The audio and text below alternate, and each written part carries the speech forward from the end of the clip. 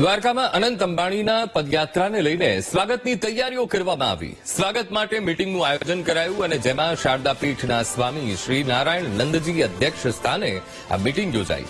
Reliance road કીર્તિ સ્તંભથી બ્રાહ્મણો અને શારદા પીઠના વિદ્યાર્થીઓ વેદ મંત્રોચ્ચારથી ભવ્ય સ્વાગત કરશે. અનંત અંબાણી ગોમતી નદીના જળનું આચમન કરી ભગવાન દ્વારકાધીશની મંગળા આરતી કરશે અને દર્શન કરશે.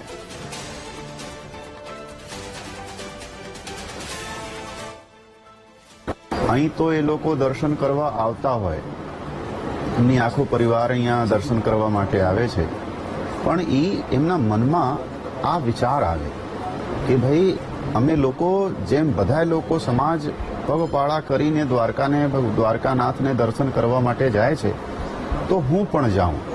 બસ એમનો આ વિચારને આખો દ્વારકા ગામ, દ્વારકાના સમસ્ત ગ્રામવાસીઓ, દ્વારકાના ગુગલી સમાજના બ્રાહ્મણો, દ્વારકાના અગોટી સમાજના બ્રાહ્મણો, દ્વારકાના પ્રત્યેક બ્રાહ્મણ, દ્વારકાના પ્રત્યેક લોહાણા, દ્વારકાના પ્રત્યેક સમાજના લોકો એમનો ઉષ્માભેર સ્વાગત કરવા માટે કે ભાઈ આવો બાલક જે ઘરમાં હોય અને આપણા દ્વારકાના જે લોકો આવતા હોય